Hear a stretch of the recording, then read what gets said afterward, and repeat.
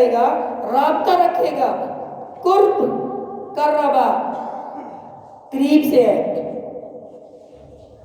جڑنے سے ہے. یعنی جو اللہ کے ساتھ جڑے گا فَلْيَسْتَجِيبُوا لِي، اب تمہیں چاہیے کہ تم صرف اور صرف مجھے پکارو، کیونکہ میں پکار کا جواب بھی دیتا ہوں، میں ہی پکار سنتا ہوں، ہر زبان سے سنتا ہوں، زبان نہیں ہے دل سے سنتا ہوں. سمندروں کی تہوں کے نیچے سنتا ہوں، آسمانوں کی بلندیوں پہ سنتا ہوں، لیکن سننے کا ایک طریقہ کار اللہ نے رکھا ہے. فرمایا وَلْيُؤْمِنُوا بِي، تمہیں سب سے پہلے میرے اوپر ایمان لانا پڑے گا، میرے اوپر یقین محکم، عمل پہم، محبت فاتح عالم. جہاد زندگانی میں ہے یہ مردوں کی شمشیریں، یعنی یقین نہیں ہوگا، عمل نہیں ہوگا، اور عمل ہوگا تو پھر اس کے بعد احساس ذمہ داری ہوگا، کائنات کی ہر چیز کا احساس ہوگا. پھر وہ والی نسل تیار ہوگی، وہ والی احساس والی دنیا کے اندر ٹریننگ اور تربیت یافتہ قومیں تیار ہوں گی جو نہر کے کنارے، دریا کے کنارے بھی ہوں گے، پانی ضائع نہیں کریں گے. ایسی تربیت ہوگی. اور اسلام یہ والی نسل چاہتا ہے. اسلام کو لیبل نہیں چاہیے، اللہ کی کوئی ریکوائرمنٹ نہیں ہے کہ بندہ اتنے فٹ لمبا ہو، اس کی اتنی کوالیفیکیشن ہو، اس کا یہ والا رنگ ہو، اس کا یہ ڈریس کوڈ ہو. نہیں، اللہ کا یہ کوئی بھی ریکوائرمنٹ نہیں. اللہ کی ریکوائرمنٹ فَلْيُؤْمِنُوا بِي، تم میرے اوپر ایمان لاؤ، مجھے پکارو. اجیبوا دعوۃ الداعی، کہا کہ تم مجھے پکارو، تمہارا حق یہ بنتا ہے، تمہارے اوپر فرض ہے کہ تم مجھے پکارو. جب پکارو گے تو پھر مجھے اپنے سامنے پاؤ گے. اور اس کی بہترین شکل کیا ہے؟ اس کی سب سے بہترین شکل اللہ سبحانہ وتعالیٰ نے نماز کی صورت میں مسلمان کو دی. جُعِلَتْ قُرَّةُ عَيْنِي فِي الصَّلَاةِ، نبی صلی اللہ علیہ وسلم نے فرمایا کہ میری آنکھوں کی ٹھنڈک اللہ نے نماز میں رکھی ہے. نماز میری آنکھوں کی ٹھنڈک ہے. جب مجھے پریشانی آتی ہے، مجھے کوئی مصیبت آتی ہے، میں غم میں مبتلا ہوتا ہوں، میں رب کے ساتھ کنیکٹ ہو جاتا ہوں. حالانکہ محمد کریم صلی اللہ علیہ وسلم پہ وحی بھی آتی ہے، جب پریشان ہوئے وحی آ گئی. ان کا تو اللہ کے ساتھ بہت بڑا تعلق ہے، لیکن پھر بھی وہ نماز کے ساتھ تعلق بناتے ہیں.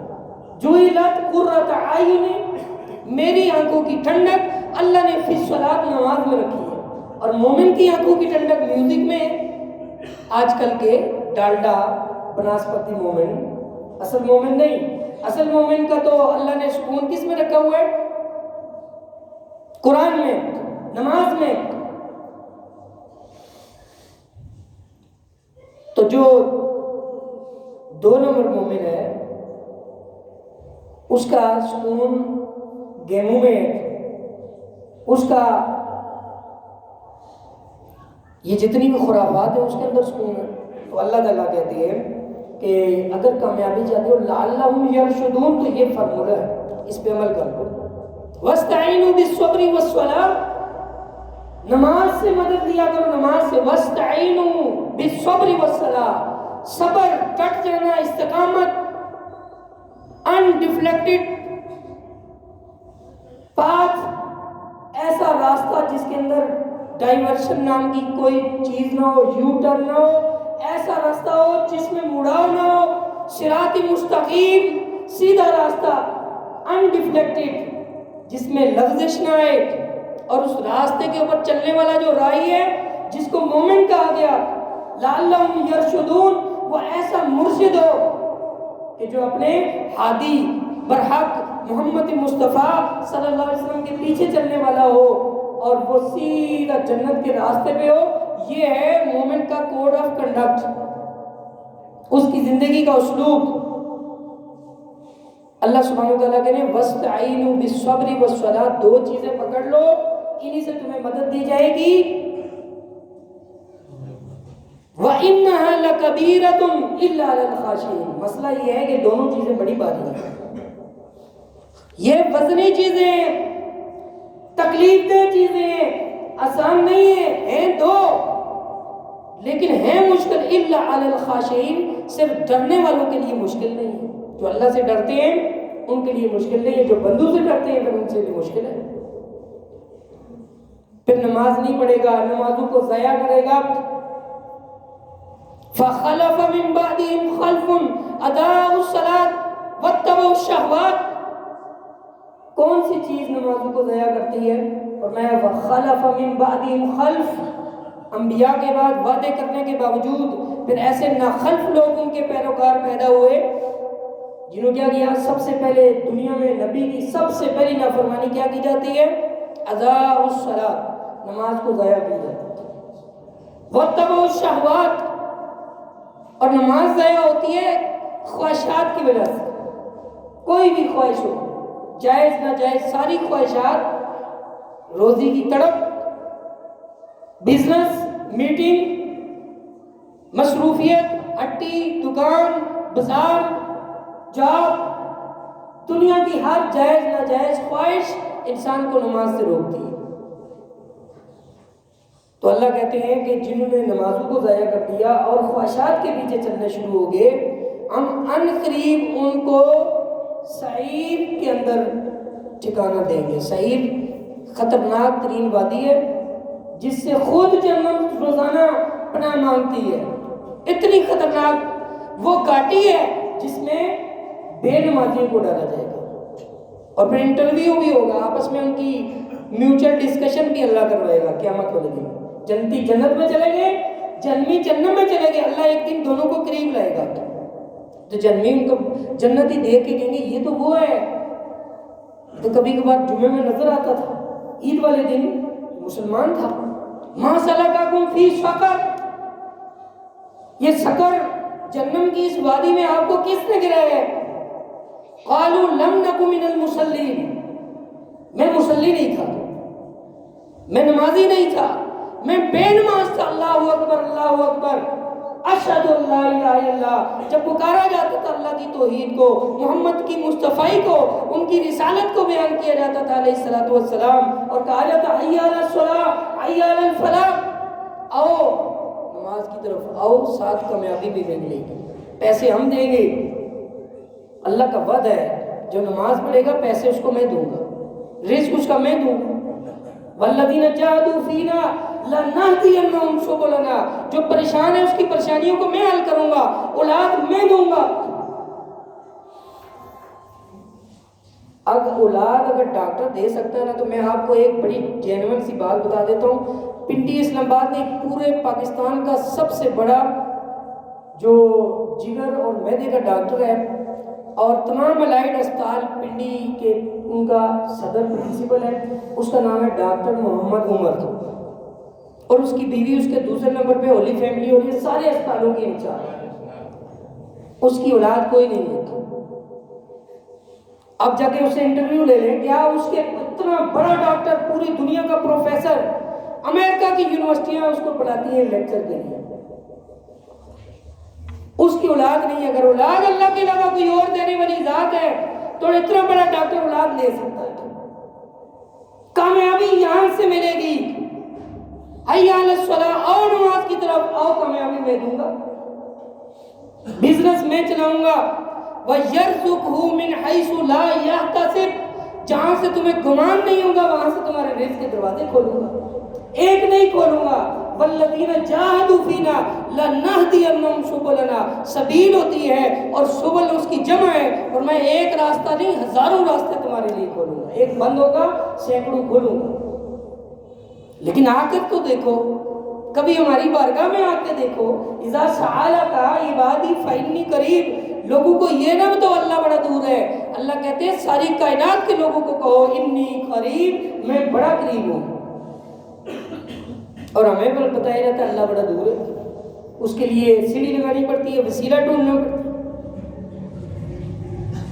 کوئی ضرورت نہیں۔ اللہ سبحانہ وتعالیٰ کہتے ہیں جو رات کے اندھیرے میں پکارے گا، زبان نہیں ہے دل سے پکارے گا، میں اس کی پکار کا جواب دوں۔ نماز کے ذریعے مدد، کائنات کے امام الہدا محمد مصطفیٰ صلی اللہ علیہ وسلم، آندھی چلتی تو سارے بچوں کو چھوڑ کے، بیویوں کو چھوڑ کے، بزنس کاروبار تمام دنیا کی مصروفیات ترک کر کے کہاں جاتے؟ مسجد میں نماز ہوتی. سورج گرن لگتا، چاند گرن لگتا، زلزلہ آتا، کہاں جاتے؟ مسجد میں. ہر پریشانی کا حل کہاں پہ اللہ سبحانہ وتعالیٰ نے رکھا ہے؟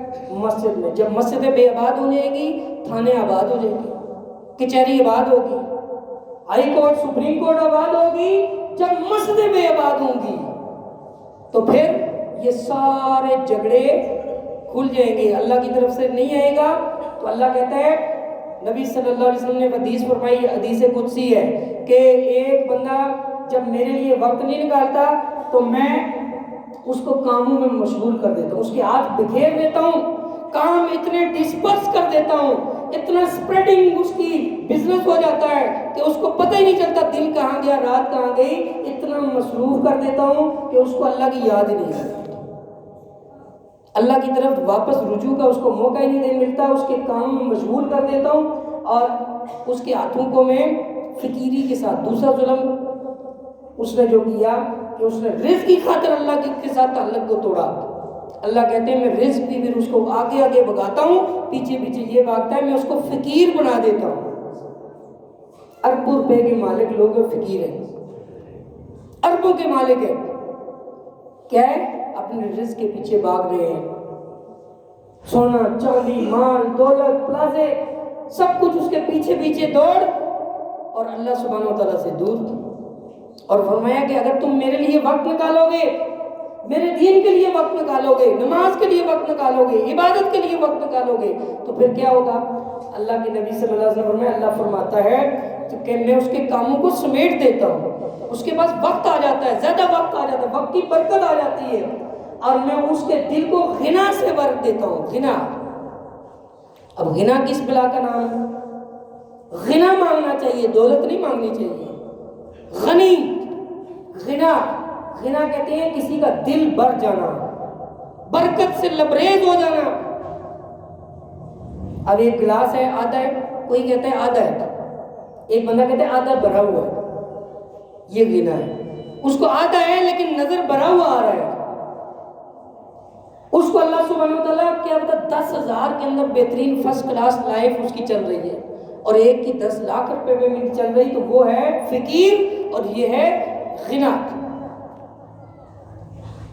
تو یہ جو نماز ہے، یہ نماز اللہ سبحانہ وتعالیٰ کہتے ہیں کہ یا ایھا الذین آمنوا استعینوا بالصبر والصلاۃ ان اللہ مع الصابرین. یہ نماز کے اوپر ڈٹ جانے والا یہ صابر ہوتا ہے، اور صابر بندے کے ساتھ کون ہوتا ہے؟ اللہ. صابر بندے کے ساتھ اللہ سبحانہ وتعالیٰ ہوتے ہیں. تو نماز جو ہوتی ہے یہ ڈائریکٹ لنک ہے اللہ کے ساتھ بندے کا، ڈائریکٹ. آپ دیکھ لیں ثنا سے شروع، سبحانک اللہ، اللہ کی تعریف، اللہ کی محبت، الحمدللہ رب العالمین، اللہ کی تعریف. پھر مانگنا شروع ہو جاتا ہے، پھر جتلاتا ہے، اللہ میں نے تیرے لیے سب کچھ قربان کی. ایاک نعبد و ایاک نستعین. جب دنیا لوگوں کے آگے جھک رہی تھی، دنیا سیاستدانوں کے آگے بک رہی تھی، دنیا جو ہے وہ مورتیوں کے آگے جھک رہی تھی، دنیا سورج چاند ستارے کی عبادت کر رہی تھی، ایاک نعبد، ہم نے صرف تیری عبادت کی، و ایاک نستعین. دنیا طرح طرح کے لوگوں سے مانگ رہی تھی، دنیا انسانوں سے مانگ رہی تھی، دنیا قبر والوں سے مانگ رہی تھی، دنیا حجر شجر سے مانگ رہی تھی، دنیا جنوں سے مانگ رہی تھی، دنیا انسانوں سے مخلوقات سے مانگ رہی تھی، مٹی سے مانگ رہی تھی. ہم نے تیرے سے مانگا ہے، وَإِيَّاكَ نَسْتَعِينُ. ہم صرف تیرے سے مدد مانگتے تھے. اب کیا ہے؟ اهْدِنَا الصِّرَاطَ الْمُسْتَقِيمَ. سیدھا راستہ دے دے. صراط الذین انعمت علیہم، نبیوں والا، صدیقین، شہداء، صالحین کا راستہ دے دے. غیر المغضوب علیہم ولا الضالین. ان لوگوں کے راستے سے بچانا جو جن کے اوپر تیرا غضب بھی اور جو گمراہ ہو گئے. اب نماز ترجمے سے ذرا شروع کریں. سبحان ربی العظیم، سبحانک اللہم ربنا و بحمدک اللہم اغفر لی. یہ دعا بھی رسول اللہ صلی اللہ علیہ وسلم پڑھتے تھے. سمع اللہ لمن حمدہ، ربنا ولک الحمد. کتنی خوبصورت دعا ہے.